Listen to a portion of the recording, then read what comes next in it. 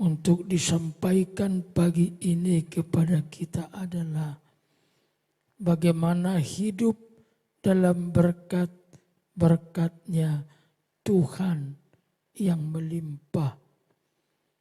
Dibahasakan dengan bahasa yang lain, hidup dalam hidup yang lebih baik. Bagaimana kita seharusnya hidup dalam hidup yang lebih baik? Apakah ada jaminan dalam Alkitab bahwa di dalam Tuhan ada hidup yang lebih baik? Apakah Tuhan memberikan kita janji kepastian hidup yang lebih baik di dalam Tuhan? Tentu kita tidak bisa menduga-duga, tapi kita harus melandaskannya apa kata Alkitab. Maka pagi ini saya akan membawa pikiran kita, hati kita, bagaimana hidup dalam hidup yang lebih baik. Orang-orang muda, perhatikan kebenaran ini secara khusus.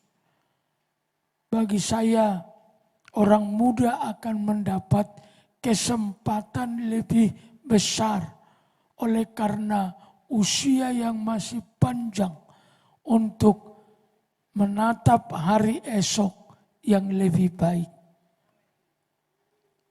Kita mulai dari Amsal 3 ayat yang ke-10. Amsal pasal 3 ayat yang ke-9 dikatakan seperti ini. Muliakanlah Tuhan dengan hartamu dan dengan hasil pertama dari segala penghasilanmu. Maka lumbung-lumbungmu akan diisi penuh sampai melimpah-limpah, dan bejana pemerahanmu akan meluap dengan air buah anggurnya. Lumbung-lumbung diisi sampai melimpah-limpah. Itu mengarahkan kepada kita kebenaran bahwa akan ada hidup yang lebih baik. Kalau lumbung sudah melimpah, kalau sekarang di zaman modern tabungan melimpah, bukankah itu petunjuk bahwa hidup ini akan lebih baik? Setiap hari kita bergumul, kita bekerja, kita berdoa supaya kita beroleh rezeki setiap hari. Dan Tuhan menguatkan bagi setiap orang percaya ada kesempatan lumbung-lumbungnya diisi Tuhan melimpah-limpah. Inilah yang mau dijelaskan Alkitab, bahwa hidup yang lebih baik sesungguhnya tersedia di dalam tangan Tuhan. Anak-anak muda, jangan cari dengan kekuatanmu. Jangan kejar dengan ambisi diri saja. Kejarlah itu di tangan Tuhan. Kejarlah itu di dalam kerajaan Allah. Kita bisa baca lagi di Yohanes 10 ayat yang ke-10. Yohanes pasal 10 ayat yang ke-10 dikatakan Alkitab seperti ini. Pencuri datang hanya untuk mencuri dan membunuh dan membinasakan.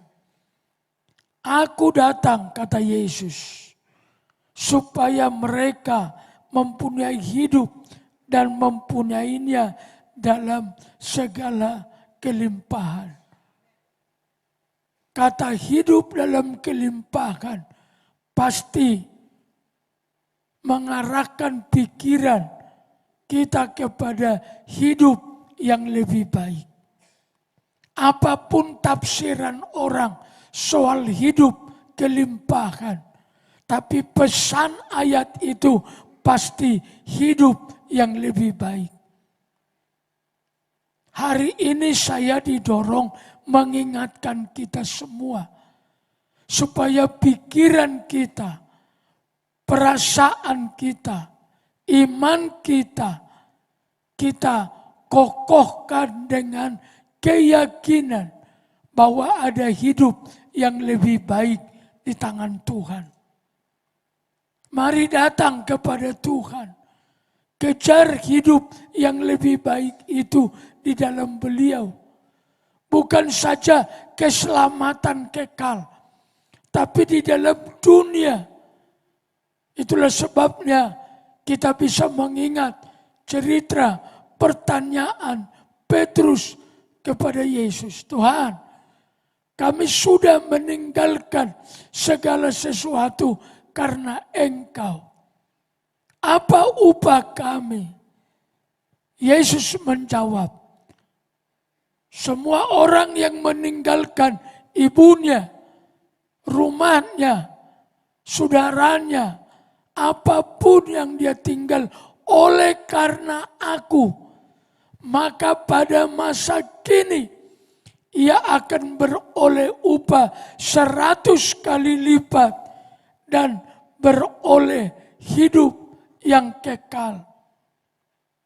Jadi dua sisi itu Tuhan. Hidup yang lebih baik dan hidup di dalam hidup yang kekal. Kekristenan tidak hanya menjanjikan hidup kekal di dalam Yesus, tapi ada hidup yang lebih baik. Saya sudah ingatkan ini dalam jumlah yang banyak. Tapi pagi ini hatiku didorong untuk mengingatkan lagi. Berita-berita tentang kondisi ekonomi semakin memburuk itu bukan karena keadaan mungkin kesalahan belaka mengelola negeri ini. Tetapi memang di akhir zaman Tuhan sudah bilang akan ada masa yang sukar. Tetapi jangan lupa di masa yang sukar itu pun Yesus berjanji akan menyertai kita senantiasa. Kalau kita memberitakan kondisi apapun harus seimbang. Kita tidak menutup mata ada tantangan. Kita tidak menutup mata ada kesulitan. Kita tidak menutup mata ada berbagai hal yang memang harus diperjuangkan. Tetapi kita juga tidak boleh lupa ada Tuhan yang berjanji akan menolong kita. Maka berharaplah kepada Tuhan selalu. Datanglah kepada Tuhan selalu. Alkitab jelas bilang, marilah kepadaku, hai kamu yang letih lesu, aku akan memberikan sentosa kepadamu. Letih lesu itu bukan menyangkut soal rohani saja. Itu menyangkut emosi kita. Itu menyangkut seluruh aspek kehidupan kita. Apapun yang membuat kita menjadi letih lesu, taruhkan pengharapanmu kepada Kristus. Kita juga harus tahu bahwa Tuhan juga mengurusi soal urusan tidur kita. Itu yang saya sebut hidup dalam hidup yang lebih baik. Tetapi turut Tuhan, saya akan tunjukkan satu ayat lagi di Imamat 23 kepada kita semua. Bahwa tahun ke-7 semua tanah harus memasuki tahun Sabat. Tahun ke-7. Tahun ke-7 itu tanah tidak boleh diolah. Tidak boleh. Harus dibiarkan dulu. Begitu supaya tanah itu beristirahat 1 tahun dari pengolahannya. 1 tahun penuh. Kita tahu orang Israel itu hidup umumnya di zaman itu dari 2 sumber kehidupan. Kalau bukan pertanian, peternakan. Tetapi Tuhan kasih perintah lewat Musa. Musa kasih tahu kepada bangsa ini. Semua bangsa ini harus membiarkan tanahnya berhenti, tidak diolah pada tahun ke-7. Supaya tanah itu memasuki tahun Sabatnya. Tentu ini pergumulan secara ekonomi. Kalau tahun ke-7 tidak boleh tanah diolah, pertanyaan apa yang harus dimakan tahun berikutnya. Mari saya baca Imamat 25 ayat 20 mulai kepada kita. Apabila kamu bertanya, apakah yang akan kami makan dalam tahun yang ke-7 itu? Bukankah kami tidak boleh menabur dan tidak boleh mengumpulkan hasil tanah kami? Pertanyaan yang logis kan. Tuhan, Engkau perintahkan tidak boleh mengolah tanah tahun ke-7. Nah kami makan apa? Itu pertanyaan logis. Itu tidak muluk-muluk. Itu masuk akal. Seperti kita biasa. Kalau kami tidak cari makan, apa yang kami makan? Itulah sebabnya banyak orang hari Minggu pun cari makan. Andai kata ada uang pada hari Minggu untuk diambil di tempat lain. Dan tidak sempat bergereja karena mengambilnya. Pasti pilihan kita ngambil uangnya.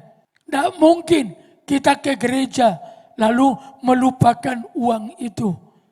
Kalau ada pilihan mengambil uang atau ke gereja dalam waktu yang sama, saya menduga banyak orang memilih mengambil uang daripada ke gereja. Sebab itu logis.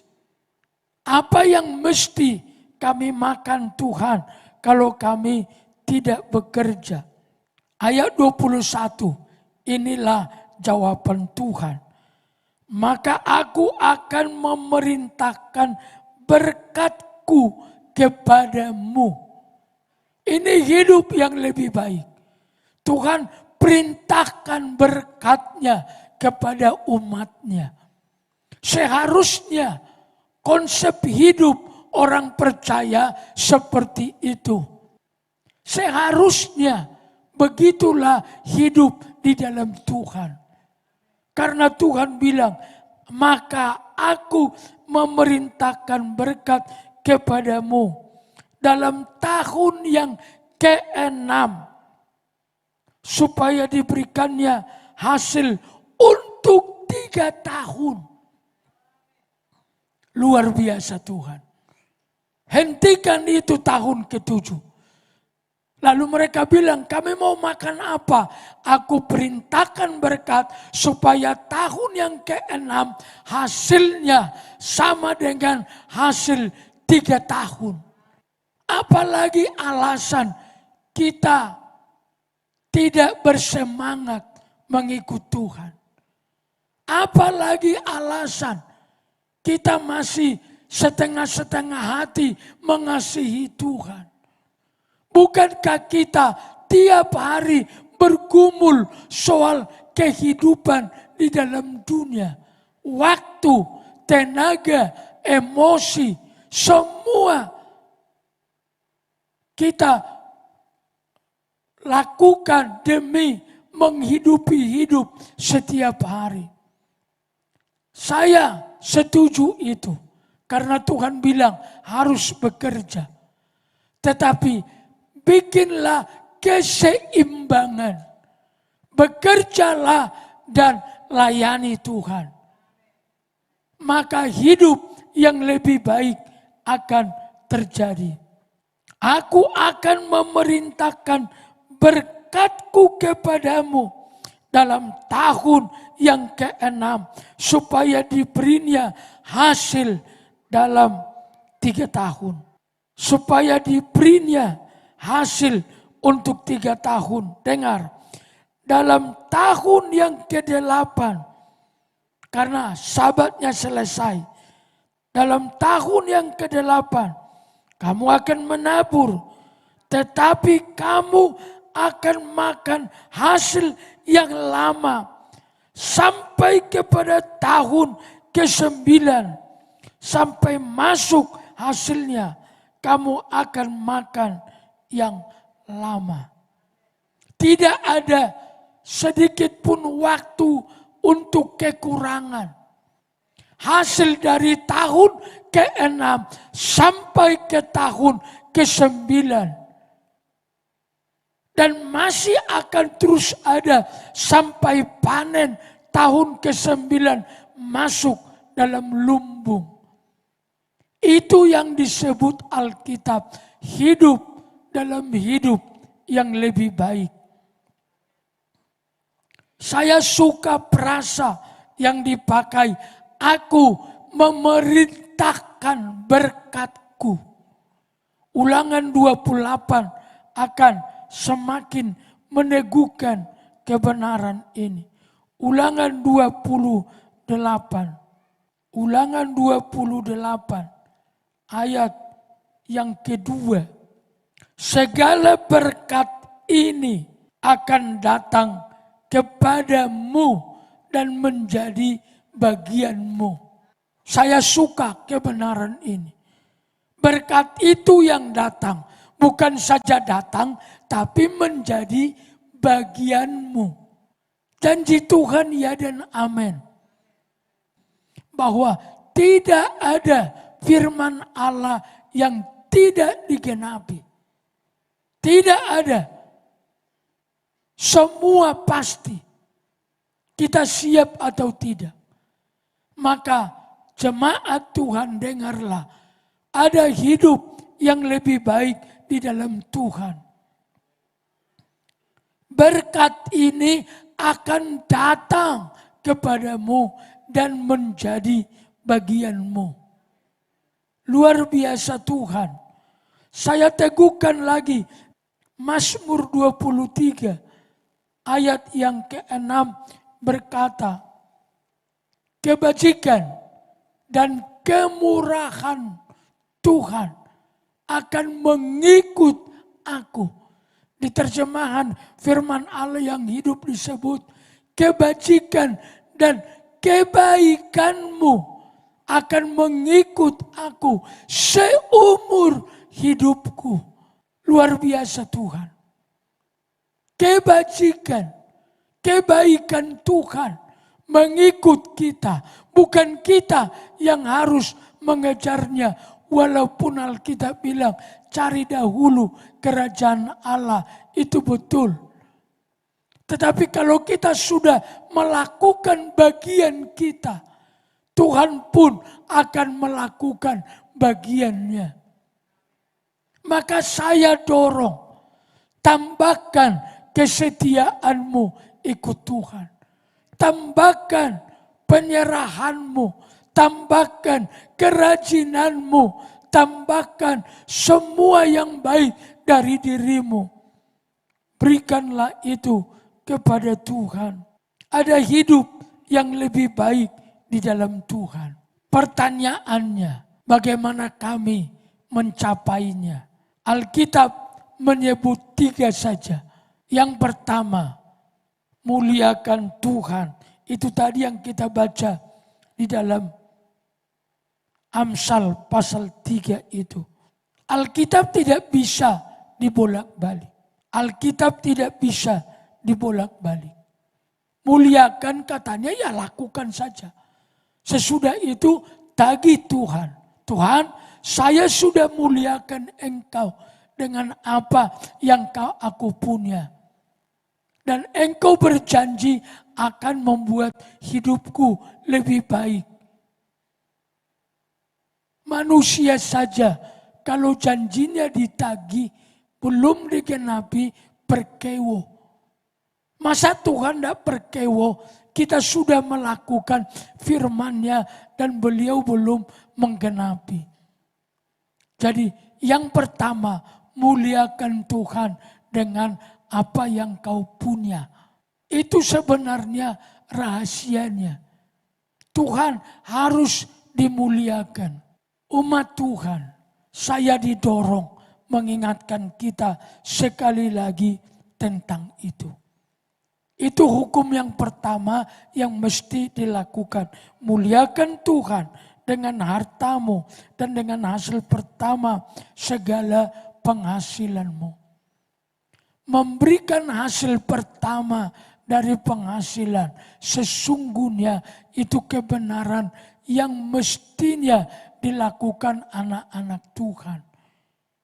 Itu yang kita sebut dengan persembahan sulung itu. Seharusnya di awal tahun untuk persembahan pertama dari 1 tahun. Itu dipersembahkanlah kepada Tuhan sesuai dengan apa yang Tuhan taruh di hati saya. Gereja Batu Tulis yang begitu besar di kota Jakarta, saya menyaksikan bagaimana mereka mempraktekkannya dan mereka menjadi gereja yang sangat diberkati Tuhan. Hasil pertama, ada anak-anak yang mempraktekkan dengan memberi gaji pertama setelah mereka mulai bekerja. Tapi saya sarankan, hasil pertama penghasilan kita dipersembahkanlah di awal tahun. Di minggu pertama, bawalah persembahan hasil pertama dari penghasilanmu kepada Tuhan. Muliakan Tuhan. Ayo kita buktikan.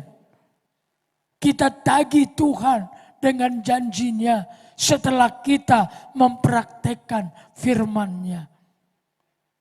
Karena Tuhan berkata, ujilah aku. Itu Tuhan bilang loh. Uji aku, artinya lakukan bagianmu. Nanti lihat bagaimana aku akan bertindak. Hukum yang pertama agar hidup lebih baik. Muliakan Tuhan dengan apa yang ada padamu. Persembahkan persepuluhanmu. Persepuluhan adalah firman Tuhan yang harus dilakukan. Yang tidak memberinya disebut Tuhan dalam Alkitab tetap seorang penipu Tuhan. Bukan menipu manusia tapi menipu Tuhan. Kita lakukan itu karena kita mengakui semua yang kita peroleh berasal dari Tuhan. Kita lakukan itu karena kita percaya dengan memberi kepada Tuhan, maka yang sisa akan digunakan bersama Tuhan, bersama berkat Tuhan. Tetapi dengan tidak memberi haknya Tuhan, kita akan menggunakan semua itu dengan kekuatan sendiri. Waktu kita beri perpuluhan, maka 90% tinggal. 90% itu adalah 90% bersama Tuhan. Tetapi kalau kita tidak memberikannya, maka yang tinggal adalah 100% tanpa Tuhan. Tinggal pilih, dia bilang, 90 bersama Tuhan atau 100% tanpa Tuhan. Jadi muliakan Tuhan dengan apa yang ada padamu. Yang kedua, hukum yang membuat hidup kita hidup lebih baik. Menabur. Harus menabur. Tidak ada menuai tanpa menabur. Kalau sampai orang menuai tapi tidak menabur, itu nyolong. Itu nyolong. Walaupun umpamanya buah-buahan kita menuai tapi kita tidak tanam, itu ngambil punya orang namanya. Mas Yawan mengingatkan kami kemarin Selasa tentang itu. Orang-orang yang mengambil yang bukan haknya, setengah umur saja, di Yesaya dikatakan itu. Orang yang mengambil seperti koruptor, pokoknya orang mengambil baginya yang bukan haknya, itu tidak baik. Beliau memberikan kami pengamatannya tentang orang-orang yang mengambil bagian-baginya, tapi sebenarnya bukan cara yang baik, hanya setengah umur sesuai dengan kata kitab Yesaya. Jadi menaburlah. Kejadian 8:22 berkata, selama bumi masih ada, takkan henti-hentinya musim menabur dan menuai, dingin dan panas, kemarau dan hujan, siang dan malam. Hukum tabur tuai selama bumi masih ada akan terus berlangsung, kata Tuhan. Saya baca lagi ayat Galatia 6 ayat 7. Jangan sesat, Allah tidak membiarkannya dipermainkan. Ulangi, jangan sesat, Allah tidak membiarkan dirinya dipermainkan. Karena apa yang ditabur orang itu juga akan dituainya. Jangan dipermainkan Tuhan. Kita berharap berkat A, tapi kita menabur B. Itu tidak ada hukumnya. Kalau kita tabur A, kita tuai A. Maka dia dikatakan sampai seperti ini katanya. Jangan sesat. Allah tidak membiarkan dirinya dipermainkan. Tentang apa itu? Tentang menabur dan menuai. Apa yang ditabur orang itu juga yang akan dituainya. Satu lagi ayat tentang menabur. Camkanlah ini.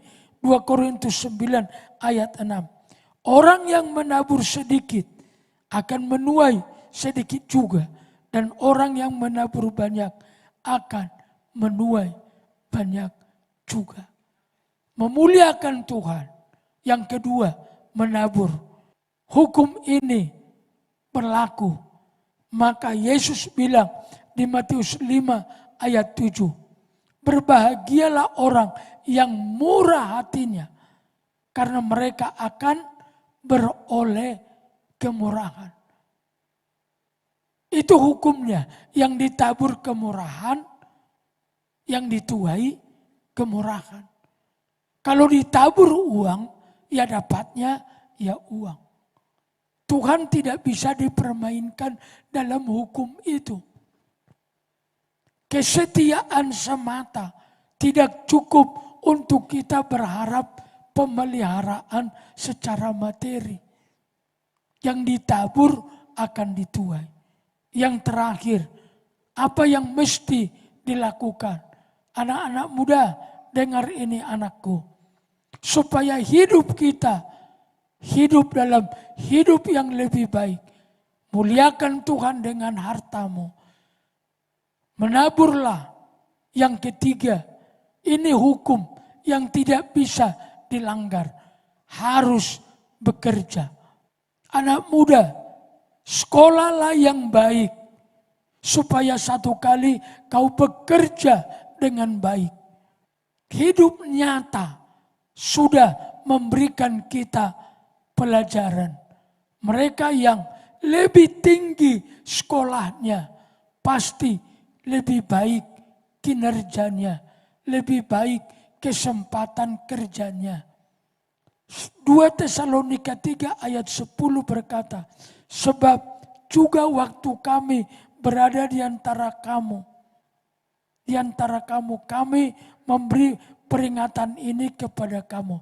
Jika seorang tidak mau bekerja, janganlah ia makan. Pemalas itu tidak patut diberkati.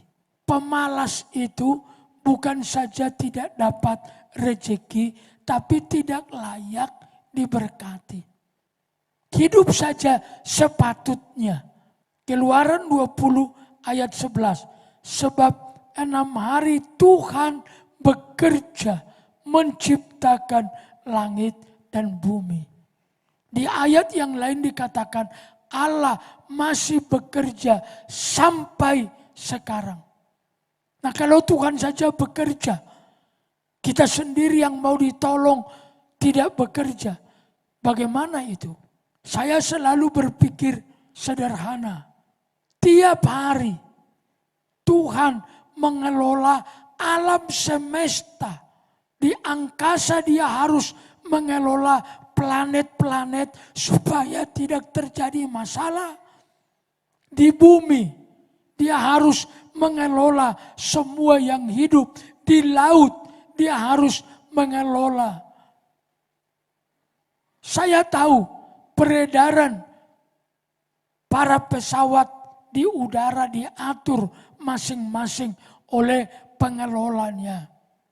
Tetapi bayangkan loh, di seluruh dunia berapa banyak di udara aktivitas terbang setiap hari. Bisa malam, bisa siang, bisa pagi. Tapi hampir kita tidak atau jaranglah mendengar kecelakaan. Begitu di bumi. Kalau tidak dikendalikan oleh kemahakuasaan Tuhan. Keterbatasan manusia berpikir, keterbatasan manusia mengelola pasti akan menimbulkan banyak masalah.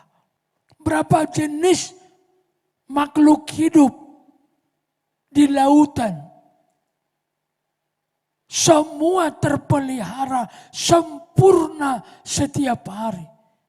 Terlalu mudah untuk dikelola oleh Tuhan. Terlalu mudah dipimpin oleh Tuhan. Dengar, kalau saja kita mengacu ke Alkitab, matahari kita setiap hari terbit pada waktunya selama 6.000 tahun.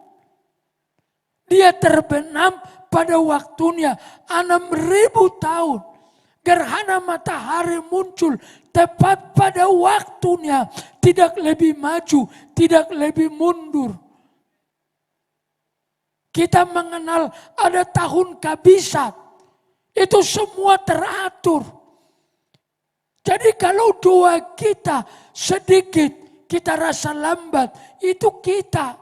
Di mata Tuhan tidak ada yang terlalu cepat dan tidak ada yang terlalu lambat. Itulah hidup yang lebih baik di dalam Tuhan. Maka lewat renungan ini saya dorong. Jangan bermalas-malas lagi kepada Tuhan dan melakukan firman-Nya. Bersemangatlah. Tambahkan, minta tambahan iman.